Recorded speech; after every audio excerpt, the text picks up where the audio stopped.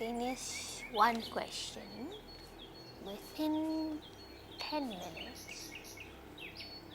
I have 6 questions now. That will mean I'll need 60 minutes. No, I can finish 6 questions before that. How about I allocate 5 minutes for each question, and then I can finish it within 30 minutes. That's good. Then I have enough time to finish off the rest of my homework, pack my bag, and go to my friend's house. That's the thing now, I have to be there within 60 minutes. So if I finish off my homework within 30 minutes and use another 20 minutes to figure out the rest of the questions, pack my bag, then use the 10 minutes to get dressed, I could get there real fast. Yes. So I have to quickly finish it off within 30 minutes. Oh, hello. Did you by any chance hear anything I was talking about just a while ago? You did? Oh. Then you must be knowing I have a party to go to. I have to go to my friend's house. Because of that, I have to finish off my homework. Because my mom said if I don't finish off my homework, she won't drop me. So, if she doesn't drop me, I can't go there. You know? Alright, so because of this, without any further delay, let's jump straight to the questions. Question number 1. What body part cannot a crocodile stick out? What I mean by stick out is like, I could stick out my hands. Whee! I could stick out my tongue. I could stick out my feet. Like that. So what can't a crocodile stick out is the real question. Okay, we have 3 options. Option number 1, its claws. Option number 2, its tongue. Option number 3, its tail.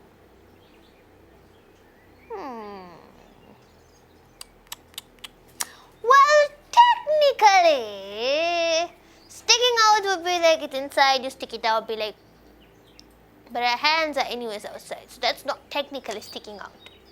So when it comes to a crocodile's claws are anyways outside and it can move its claws, right? So I guess answer 1 is not correct. And then you have option 2, which is the tongue, which is inside. And it means you can stick it out, but when it comes to a crocodile, the second one is doubtful. Let's go to the third one. The third one was, what was the third one again? The tail. Tail is anyways out. And you know, it can wag it around and do whatnot with the tail. But, so that means option 1 and option 3 are not correct answers. Option 2 could be the correct answer. I mean, come to think of it, a crocodile has a long snout like mine's. And sticking your tongue out of that long mouth could be a big problem. I mean, it has all these big jaws and those big sharp teeth. It's doubtful whether a crocodile could actually stick out its tongue. So let me go on a leap here. I'm going to say the answer is option number 2, a tongue. Its tongue. The crocodile cannot stick out its tongue. The answer is tongue.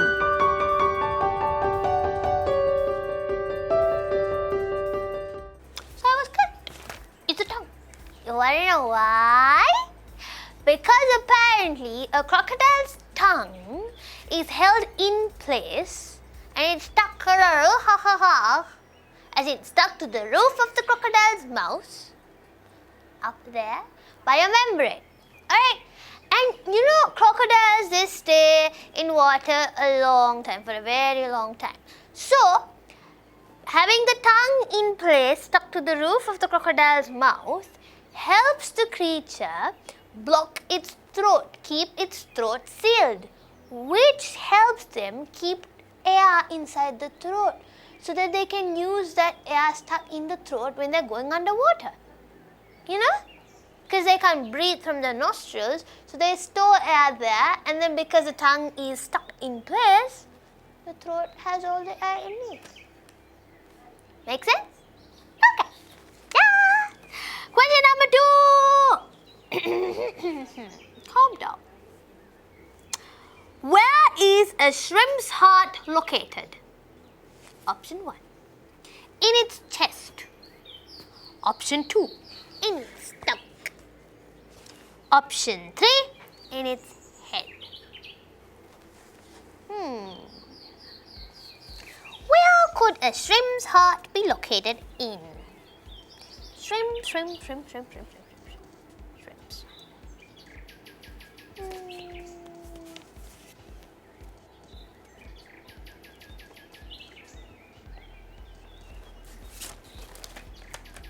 I told you a million times to stay in place because I have to use the same hair to go to my friend's party. So stay. Good. Anyways, back to the shrimp talk. Now, where is a shrimp's brain? Could it be the head? Could it be the stomach? Could it be the chest? Ours is right here. Right? So, when it comes to shrimp, could it be the head, the chest, or the stomach? Well, a shrimp is shaped like, the big head and the tail. So, according to the question, they're asking for the heart, no? So, the heart is big. I'm assuming it to be big. So, it can't be in the chest because shrimp doesn't technically have a chest. It's like, and then you have the what now? Oh, the stomach. The stomach seems quite flat. I can't figure out a shrimp's stomach. The head is the only part I know. So, I'm going to go with option number 3. Its head. The answer is In its head.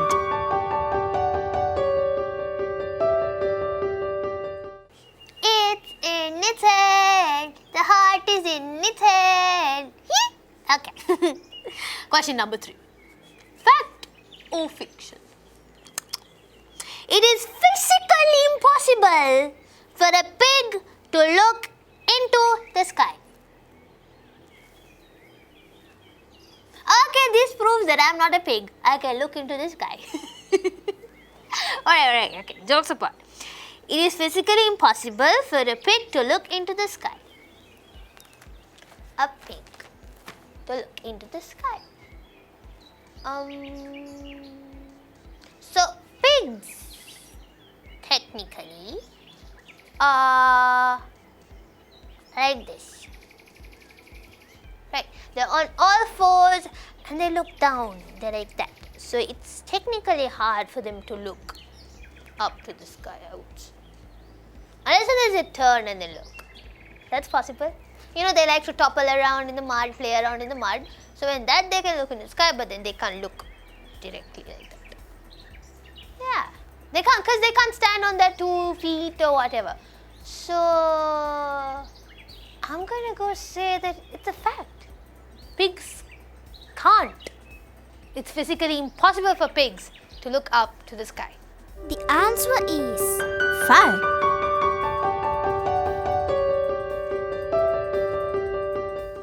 See, it's a fact. So, the fact is that it is physically impossible for a pig to look into the sky. You know why? Because a pig's anatomy, in the pig's anatomy, its neck does not allow it to look straight up, like how I'm doing right now. Pigs can't do this. So if they can't do this, how are they going to look up in the sky? They are on all fours in their standing position, and they can't do that. So they can't look up into the sky. The only possible ways that a pig could look up to the sky is that if they roll over and then look up to the sky, or the other way is that they could check out the sky through the reflection on the mud. Sometimes, it gets muddy water and then you can see the reflection. That's the other way a pig can look. See? Speaking of how pigs can't look into the sky, I feel very privileged to be able to look up into the sky. So I'll be gazing at the sky for a little while. To appreciate the fact that I, as a person, could look up to the sky and not have the problem of a pig. Till that time, stay right there.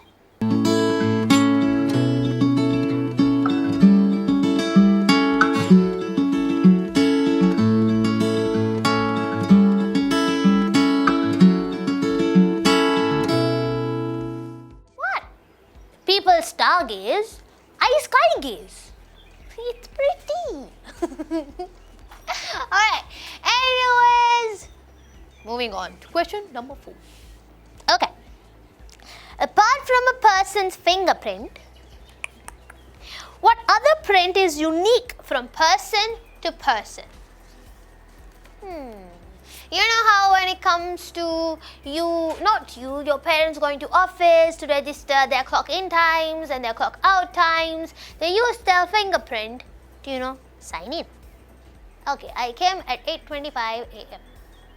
Because it's unique from person to person. When it comes to any sort of identification, you put your finger on an ink pad and then place it on the proper place. That is identification. It's unique from person to person. Okay, an easy example. Smartphones. Smartphones have fingerprint lock. Why do they have fingerprint lock? Any person could just keep their finger and then, unlock the phone. But they have fingerprint lock is because your fingertips, your fingerprints are unique from person to person. So then the phone's owner's fingerprint would be different from what you do, what you have. So if the phone owner keeps his or her fingerprint on the phone may unlock. But when you keep it, it may not, because fingerprints are unique. So they're asking us what other print is unique from person to person.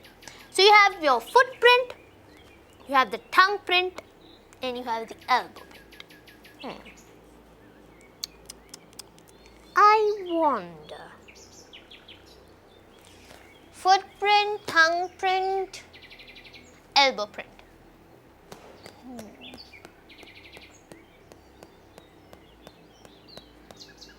To be honest, I have no idea.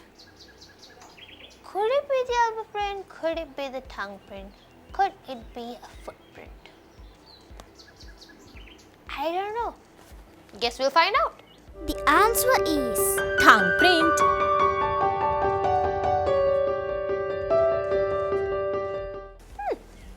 Apparently it's tongue print.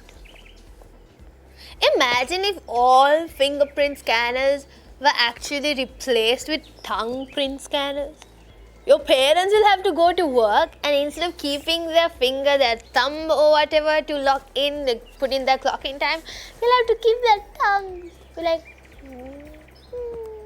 and he goes, welcome. That's gonna be so weird. Okay, forget that, will you? Think about smartphones where they replace the fingerprint technology, the face recognition technologies, all of that with tongue print technology. So when you get your phone to unlock it, you have to keep your tongue on the phone. And imagine if the phone has multiple uses, it's going to be so disgusting. So thank God there's something else other than tongue print that is unique from one person to person. Okay. So now we know the fingerprint and the tongue print is different from one person to another. Okay. Moving on to question number 5. What fruit family does almonds belong to? You know almonds, the yummy almonds. Of course, almonds, some of you must have seen like the proper almond, like the circular one, which has a brown outer coat and white inside and tastes amazing. And some of you must have seen sort of like, you get the almond, you get it in slices as well. I've had both and both taste the same and it tastes amazing. But I haven't actually thought about what family almonds could be in. All I know is almond. It's sort of like a nut. Like pistachio or cashew or whatever, but not really sure about its family. We'll find out today, won't we? Okay. We have three options as usual. We have the grape family, we have the cashew family, and we have the peach family. It can't be a grape, right? Almond, grape, no. Cashew, almond, could be. I think it's cashew. I mean, those are nuts, right? And a peach, apple, sort of. Almonds go really good with cashews. You have almond milk, then you have cashew milk. I guess I'll say answer B. The answer is Peach family.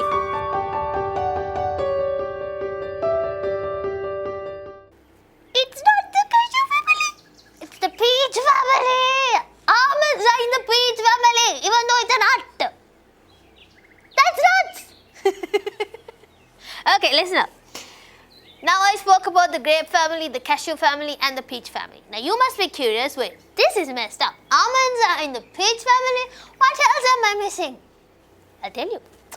In the grape family, we have grapes, blackberries, strawberries, and etc. Okay? Those are three. So you have grapes, blackberries, and strawberries. Cool? Good. In the cashew family, we have mango, we have cashew, and we have poison ivy. In the peach family, we have cherry, apricot, plum, and apparently almonds. It has something to do with the tree because these are all stone fruit, so they fall into the same family. So just remember, almonds are in the peach family.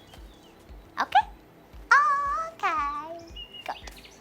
Moving on to our final question. Right. Question number 6. The below mentioned are respectable individuals of Sri Lanka. Which amongst the following is shown in the picture? Okay. Option 1, Mr. Mahagama Sekhara. Option 2, Mr. D.S. Senanayak.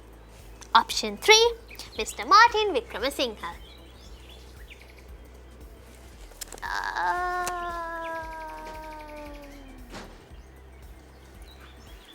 have a feeling this is Mr. D.S. Senanayak. Right? Yeah, that is him. So I'm going to go with option number 2, Mr. D.S. Senanayak.